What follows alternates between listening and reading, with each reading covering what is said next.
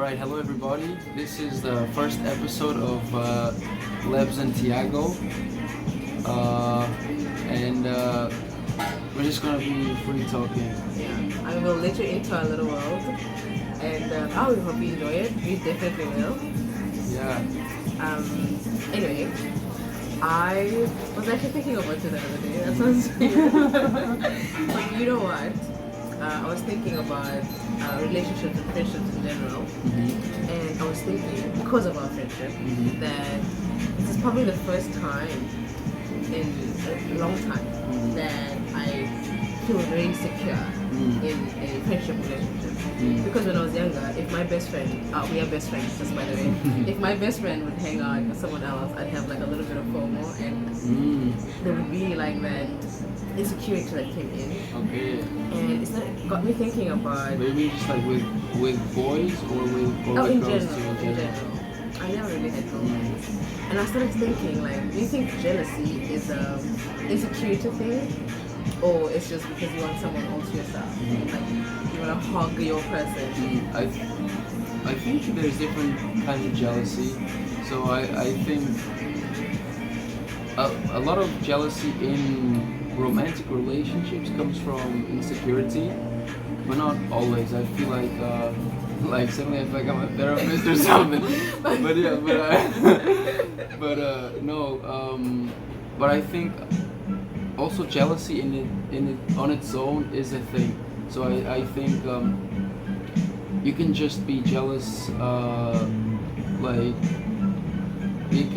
jealousy itself can be the actual root. Like it doesn't like being jealous doesn't mean that there's like another reason behind it necessarily. I see what you mean. Yeah. I guess what I realized for me, it stems from if I'm insecure in a relationship or a friendship. For sure. Then I will get jealous. But if I'm not, like with you, I have zero insecurity. Then I'll every time you hang out with someone else, I'm kind of like, oh, I can't wait for you, because you will tell me about it. And I'm like, I can't wait to hear that story. And it's always fun. But yeah, I guess it's kind of cool that we can talk about stuff like that. Yeah. But that's actually an interesting question, because usually I don't think about jealousy outside a romantic relationship, but actually it can exist. Yeah, it does. Yeah, it's funny. Yeah, I actually didn't think about that in a really long time. I think the only jealousy that I've never felt is being jealous of someone else's like accomplishment or like the envy kind of jealousy. I don't think I've ever felt that in my life, and I always think it's bizarre that people have actually killed over that kind of jealousy. Like, oh, I want what you have, and because I can't have it, then I'm gonna kill you or whatever. Yeah. Like, I don't know if men have that though. I feel like it's something women mostly do. It can be like a petty thing. Yeah. I'm not sure if women have it more, but men have it as well, for sure. Interesting. I never thought of it. Because when guys are friends, even though it's not the same as a woman, when guys are friends, they really root for each other. Women, not all, women can be very, very, like, my enemy's close kind of friendship, you know? I agree. I think that's standard, yeah. Like, it's not always like that, but usually men tend to think less and act more. So like men are easier, like it's simpler usually. Like, so he will not like try to he will not go into, you know, a great complexity to deceive you. I think women will, like, a woman will plan and they will be methodical. Yeah, right. I feel like for a man to put a lot of thought into like mind games is more likely than a woman doing it. Yeah. It can happen, but it's a lot more common among women for sure. Then do you think that, I mean, you and I, we are the opposite sex, and we have this friendship. Do you think it is easier to be friends with someone of the opposite sex than it is someone of the same sex? I mean, given the society, they think, oh, men and women being friends, impossible. Yeah, There's no way. They are sexual. They are doing something more. Yeah. You know, and I mean, given even our closeness, I cannot tell you the amount of times I've gotten messages like, are you sure there's nothing going on? Yeah, He's yeah. too attractive to be just a friend. Yeah. Like I think for me it's really possible to be close friends with women. So I think it's perfectly fine and realistic to be friends from the opposite gender, but I think that it's not for everyone. So I think it's really a personality thing. It has like everything, I guess. It has to do with nature and nurture as well. It's a mix of both. So it has to do with your personality, but also how you're raised.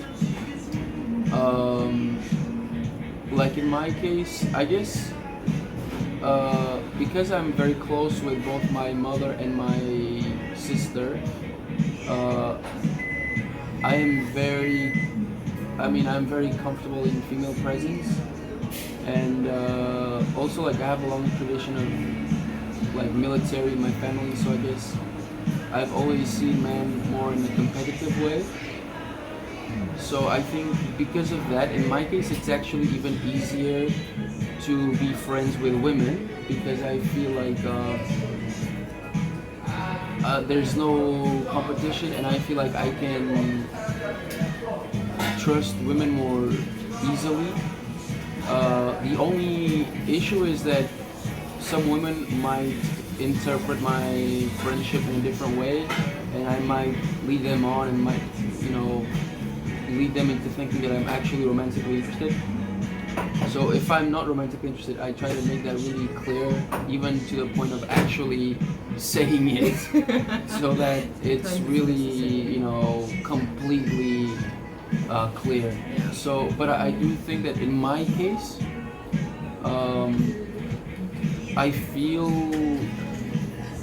it is easy. Like I have a lot of guy friends who I'm very close with and whom I really trust. So it's not like I can only be friends with women, but it is a lot more easy for me to be friends with women. No, I didn't know that about you. I mean, we have something similar in the terms that, I grew up in around a place where women always had to be better than the other women. There was a lot of competition between women. Like even in high school, it was so petty. And so I never felt comfortable around girls because I just was not like that. But then when I was with the men, they didn't care how I looked, if my hair was a mess. They just was like, you're a cool person, let's hang out. So I grew up thinking that I can actually achieve a sense of equality when I'm around men than when I'm around women. And so it became easier for me to be friends with men than women. I mean, I love women. I have a lot of female friends as well. And that has changed as I grow. But I didn't realize that like the whole nature, how I grew up actually influenced me, my ability to even make friendships. Because in kindergarten, you were friends with girls, and then all of a sudden, you kind of see the world as it is, and then you make these choices. But yeah, that's really interesting. Yeah, like I think friendship transcends gender a little as well, in the sense that regardless also of nature and nurture, regardless of your personality and how you're brought up and your experiences, I feel like just as people, before thinking about gender, but like as human beings, I feel like if we really connect with someone in a friendly way, we will be friends, regardless of gender. But yeah, but there's a pattern though, like, because you will only connect at that level, at that really true level with some people. But in your daily life, there's so many degrees to friendship. There's really close friends. There's so many shades in friendship.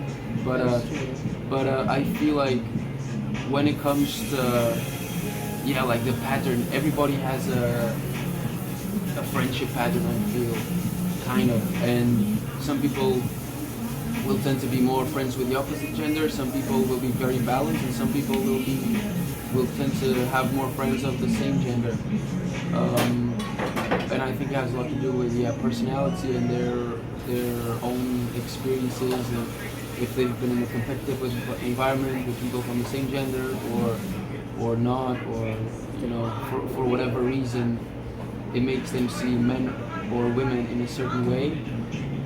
Yeah, You will and it triggers a gravitate certain towards- reaction. Yeah.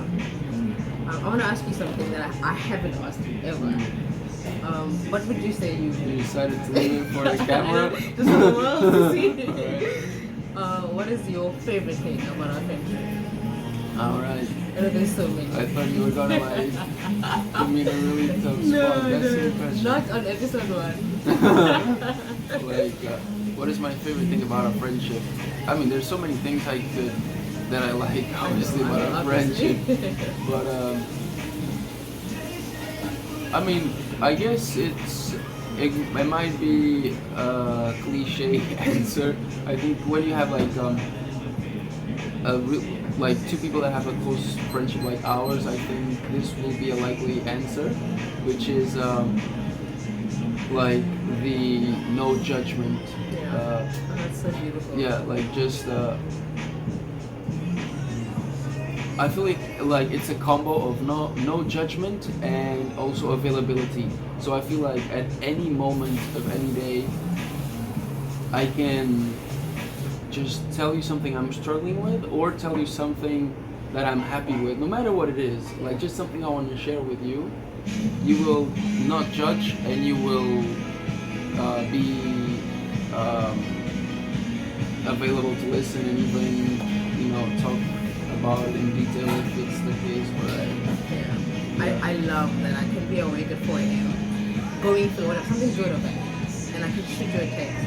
Yeah. And I know that you will be like, okay, if you want to talk about it, let's do it. Yeah, What's happening?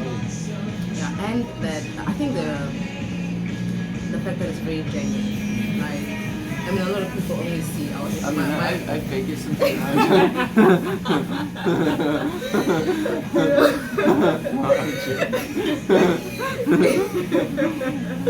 Like a lot of people, I've only seen my Instagram posts, but it is probably 10 times better off Instagram, and I love that about it. Like it's just so genuine on Instagram and all, because a lot of people will have a lot of fake lives on Instagram. I mean, I don't even have an Instagram. That's like just for the camera. Like I actually don't even have an Instagram. Yeah. So, I've never seen it on mine. yeah. But yeah, I value that so much. Like it's the fact that it's so genuine, because it's so rare. You'd think as we get older, we'd make more genuine connections, but people really don't know who they It are. needs to be the opposite. Actually. Yeah, it is. It's just so rare to find something genuine. With expectations from society and people, and you just end up trying to look good. Yeah. Yeah. You fake it until you never make it now. Yeah. It's I mean, never fake until you make it now. not me. Like but I feel like people in general. Because me, I really make a point of not doing that. Yeah. And that is one of the things I love about you as well. Like you are real. I mean, obviously you're not Bigfoot, come on. Yeah. I'm just a hologram for the video. I don't exist outside this video. Yeah, it's like my imaginary friend. But Yeah. you're just real. I'm always genuine. Yeah, all the time. And I'm maybe excessively honest, if there's such a thing as being excessively honest. But that's a good thing. Like in this life, it's such a refreshing thing Yeah. to have. And I mean, we've spoken about that already, but yeah, just for the sake of the first episode,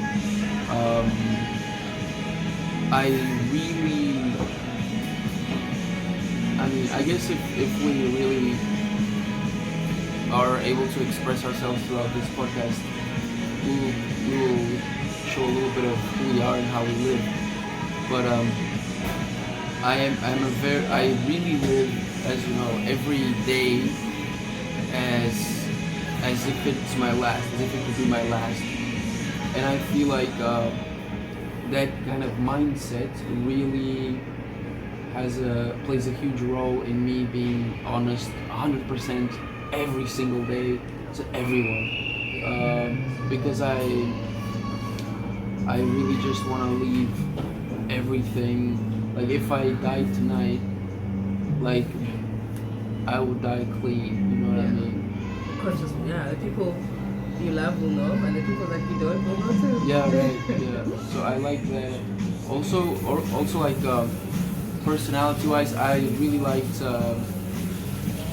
I'm just someone who likes to be transparent. I don't like to. I like to feel expressed.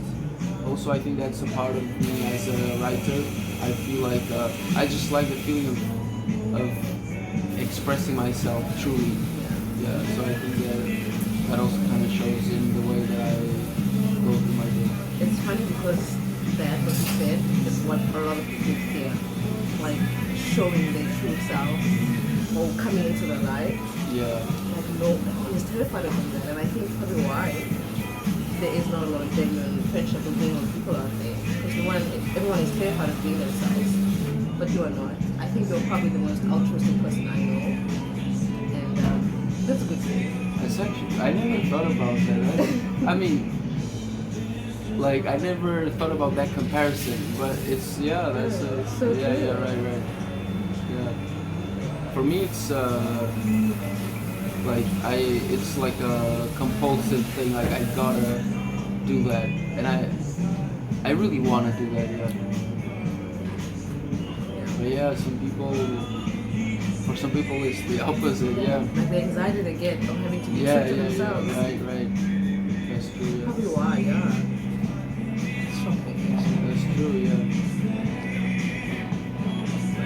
I mean, I'm glad we met. Because, I mean, I'm someone that will mirror someone's energy. I don't know if it's because I'm a woman or I grew up in Africa. But it's something that I tried to grow out of. Because I kind of want to be like, oh, I don't really want to mirror someone's energy. I want it to be my energy. But I'm getting there. But I mean, because you're always you, it's like I'm always me, especially around you for sure, totally. And it has allowed me to know myself. And yeah, I'm grateful, I guess, because it's a debt that will never repay. But I mean, there's just so many layers to, I mean, our friendship. There's so many lessons that I still learn. And yeah, I will talk about it through the course of our podcast. That's cool. We are so cool. Like also, like I feel like right from the start of our friendship that I always had the feeling that you could really see kind of like my essence. I have that feeling. I don't know. It's hard. It's kind of hard to explain. It's like it's more like at a primal level, like an animal level. Yes. As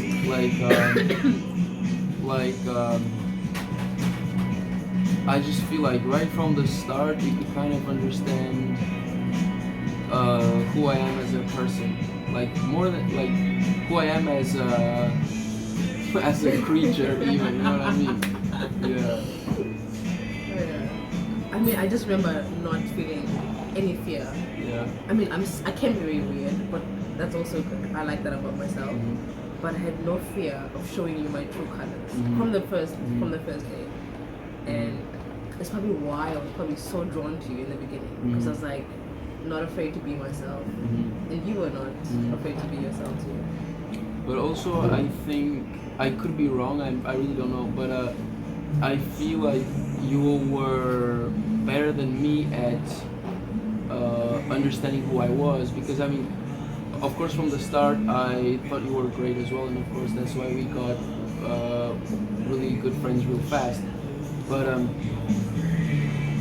like I feel like I've learned so much about you in terms of personality, not just in terms of what you do, but in terms of who you, like your essence.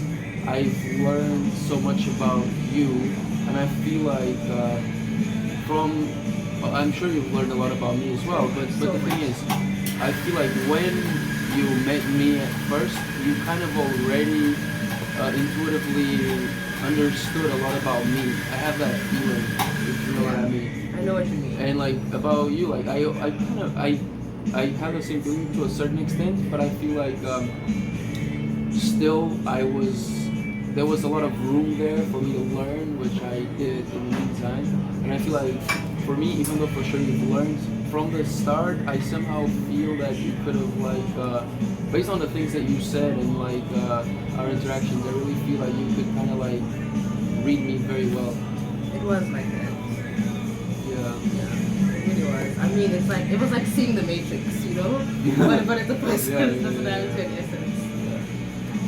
Yeah, and I think it's because we are able to understand each other so well. That's an important layer of our friendship, and I feel like that's also why people always confuse our friendship with a romantic relationship. First of all, modesty aside, we're both attractive people, but besides that, since we feel so comfortable with each other. Yeah, I think people really confuse that. And then I think that's the main thing. It's people just get confused about that. But and then there's a lot of other reasons that also play a part, just the fact that a lot of people cannot be friends with the opposite gender, so they're surprised that we can. Society is hypersexualized, so how can a man and a woman be friends without even thinking about having sex? And it's perfectly possible if you've got a real friendship. I mean, there's just a bunch of reasons that can confuse people. Yeah, and everyone thinks that that kind of closeness or that bond can only exist in romantic relationships. Yeah, right, exactly. That's another thing.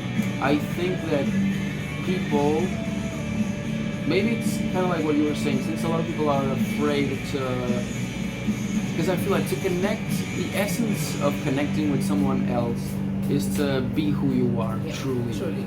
and to not be afraid, and quite the opposite, to want to do that. And so I feel like a lot of people, regardless of relationships, just in general, they are not willing to, even towards their own selves, they're not willing to show who they are or to know who they are, or they might not know who they are, or they might know but be too embarrassed to embrace it for whatever reason. And because of that, they are not able to show it to other people, let alone connect over it. And for a real friendship like ours, you would have to need both people to do that. Exactly. Not even one. If one does it, then it's already great. But if both do it, then that's when the magic happens. Exactly. It is magic. And I think also a lot of people, even in marriage or whatever close relationship they have, or whatever relationships they think are close, they don't. A lot of them don't actually have this even. So the fact that we have that also adds to the confusion of a lot of people, because they don't understand. Yeah, they cannot comprehend how. Right. It's funny. Yeah. So I read something the other day, and I didn't always believe that this was true, but I thought about you and your life, and I think you embody this quote, and I want you to read it, because if I read it, I don't know, it's gonna feel weird, but there it is. Your destiny is not the sequence of what was predefined, but the way you adapt and embrace whatever life brings you. That's interesting. I was thinking, not to get too personal, that you took control of your life at such a young age because people wanted you to be a certain thing, and then you were like you really went to frequencies. You were like, you know what, this is not for me. Yeah. And you took control of your destiny and your life, and you just grab life by the balls, and you're like, it's gonna be my life. And I always think about that and you, and I really admire it, because no one has the balls to do that, and especially in the country we live in. I see a lot of the kids or a lot of the people in university oh yeah, well, my dad's an accountant, so I gotta go do this. My dad's this, so this is what I want to do. And then I read this, and it made me think about my life choices. So in the beginning, it was about pleasing my parents, but then I had this rebellious phase, and I was just like, I'm gonna be me. But even then, there was still that I gotta do this because my parents expect it to be. And then I think about you, and you were just like, I'm gonna do what's gonna make me Yeah. and it is such an admirable quality you have, and I have learned so much from that Yeah. because you still do it. Yeah, You know, it wasn't for just sure. from like when you still do that. It was not a rebellious Yeah. phase that led me to leave medical school. You know, It you're was just it's a permanent lifestyle. Yeah. Just to contextualize, like I went to medical school and but I didn't follow the medical career. So like after medical school, I went to I didn't know what I wanted to do, but I knew it was something else. So I went to work in Russia, and then I went to do a master's in England, and then I came here to Korea to work. Yeah, just to contextualize. So I've always been, I never really followed the tide. I've always figured out what I wanted to do. When I didn't know what I wanted to do, I would take a moment to figure out what it was, and even if I wasn't sure, I would just take my best shot and do what I thought it was. So yeah, that was just to contextualize. But I'm actually really happy that you feel that way because that's like one of the most important things in life for Yeah, me. Like exactly. for me, it's a matter of life or death. That honestly, I would rather. Like, it might sound too extreme, but I would rather die than live in any other way because I feel like it's the thing that I was saying before. I literally live every day as if it's gonna be my last, but obviously hoping that it's not, so that I can make plans for the future and be able to live as a human in the kind of society that we live in. But I really like. I would not be able to live in any other way. I really need to feel like I'm in control, but in a realistic way, because I'm very conscious of how fragile we are as humans in terms of health and in general. We're conditioned by so many factors.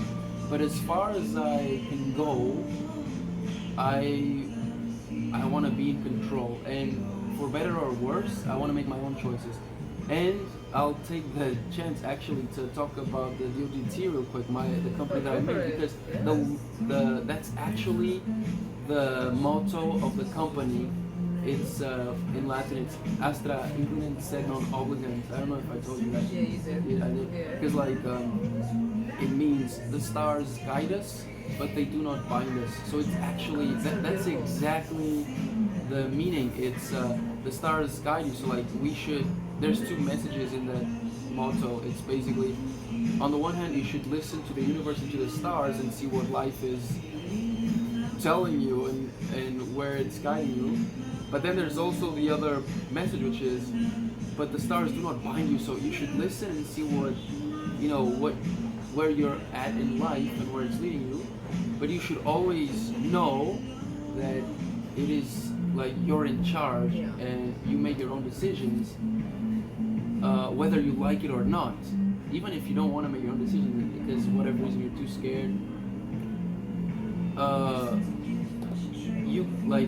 you gotta make choices. There's no, there might be destiny, who knows, like I don't think there's a destiny, but what I'm trying to say is you should not expect there to be a destiny. You should absolutely make your own choices and only rely on yourself to make your own justice and to make your own destiny, regardless of anything or anyone else. So yeah, that's like probably my number one philosophy in life. I think you really embody that. Yeah. Especially the don't let the stars bind you part. Yeah. I think that's a great one. I don't know. You're pretty happy with your life so far. Yeah. And that's the thing. I'm happy now. Like I'm not waiting for stuff. I'm not waiting to. I mean, everything that I might accomplish is a bonus.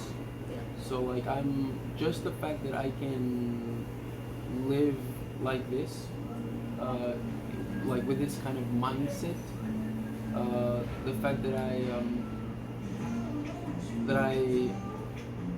am lucky enough to make my own decisions is it's like enough reason for me to be very, very happy.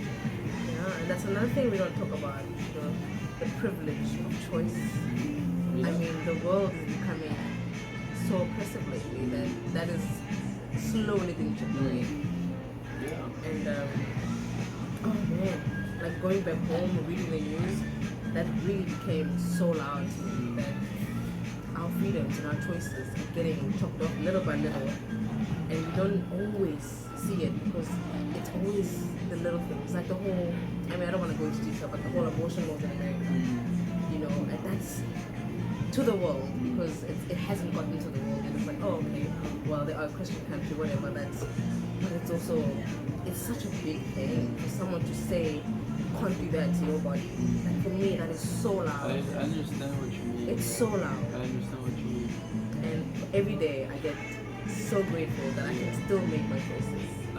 That's a very good point. Like where society and your own personal, because us being humans inserted in a society, the whole point is for us to have a better life quality and more freedom than if we were living alone in the woods, right? Yeah. It's a better chance of survival and Because civilization is about yeah, this. right. It's to empower us, but actually, we like one could argue, oh, these are things we gotta sacrifice in order to, because there are other things that you gain.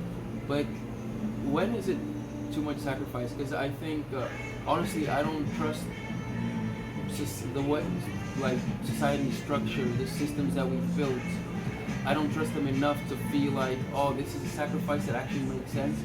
I feel like society will take and take and take, and it's really, society, like people can call me an anarchist, which I'm really not, but like I really feel that society does not protect our interests as individuals, and like you said, more than ever, we are products. Yeah. We are products. We're not even humans anymore. It feels like every day. It feels like that. Everyone, thank you for listening to our chats. You know, this is just a glimpse of what me and Tiago get up to when we're hanging out together. This was no script, as you can see. Yeah. And we will have more episodes, so stay tuned. I hope you had fun. As much fun as we did anyway. Yeah. Bye.